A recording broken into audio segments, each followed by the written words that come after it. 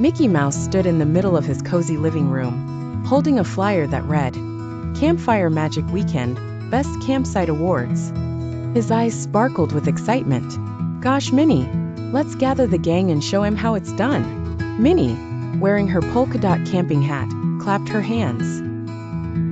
Donald Duck, however, was less thrilled. "Camping? Quack.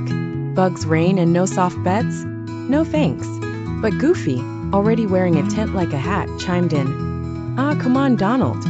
It'll be a high load of fun." Pluto barked in agreement, wagging his tail so hard he knocked over Mickey's suitcase.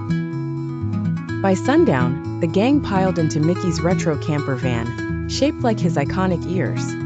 Donald grumbled about forgotten bug spray. Goofy brought a just-in-case, inflatable couch, and Minnie packed enough glittery supplies to light up a forest. Their destination, Whispering Pines Campground. The van sputtered to a stop at the edge of a dense forest. "Ah, I think this is the right spot," Goofy said, squinting at a map he'd drawn on a napkin. The group soon realized they were lost. Trees loomed like giants, and strange fireflies glowed in hues of blue and pink. "Quack! I knew it!" Donald stomped, tripping over a root and tumbling into a bush. Pluto, thinking it was a game, dove in after him, sending leaves flying.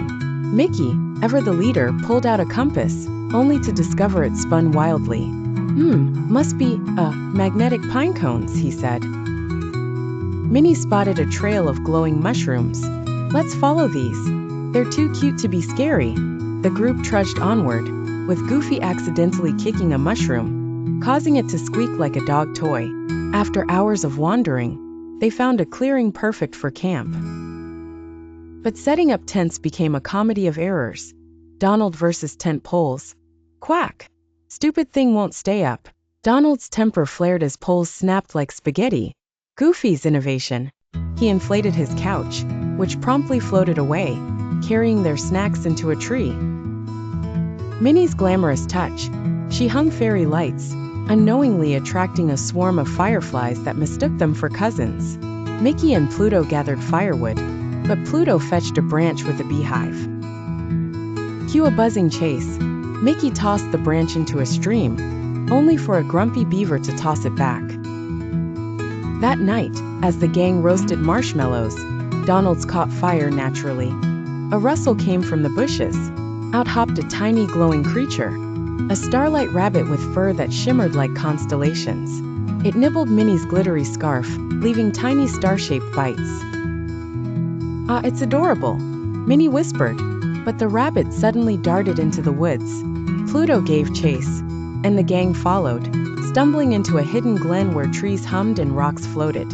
In the center stood an ancient stone archway, overgrown with vines. The rabbit hopped through the arch, which began to glow. "Golly, it's a portal," Mickey gasped. Without thinking, the friends stepped through and found themselves in a mirror world forest, where everything was upside down. Rivers flowed upward, campfires burned blue, and their own voices echoed backward.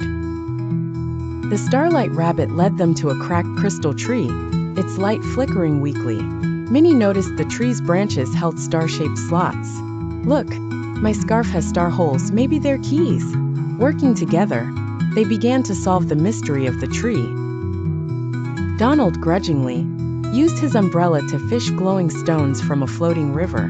Goofy stretched upside down to place stones in the tree, singing a silly song that made the tree giggle. Mickey and Minnie arranged the stars, while Pluto helped by digging up a dinosaur bone.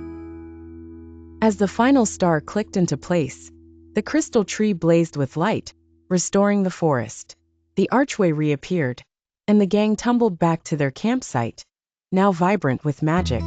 The Starlight Rabbit reappeared, now with friends, owls, frogs, and fireflies.